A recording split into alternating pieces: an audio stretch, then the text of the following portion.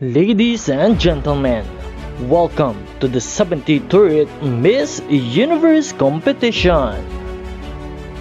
Live in Mexico, witness our beautiful Miss Universe delegates compete for the Cubata's crown, Miss Universe 2024. Subscribe. Magandang araw Pilipinas and good day pageant lovers! Trending ngayon si Miss Universe Philippines Chelsea Manalo sa bench fashion show na naganap dahil sa kanyang kakaibang kasuotan. Suot niya ang inspired na gawa ni Arbany Nola, isang kasuotan na yari sa shell ng tahong.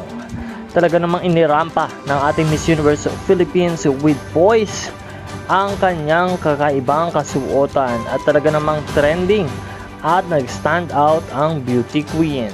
Nalalapit na nga ang coronation night ng Miss Universe this coming November, kaya patuloy nating suportahan at patuloy nating antabayanan ang ating paboritong kandidata na si Miss Universe Philippines Chelsea Ann Manalo. Maraming salamat sa iyong panonood at huwag kalimutan na mag-subscribe dahil marami pa po tayong may bibigay na updates.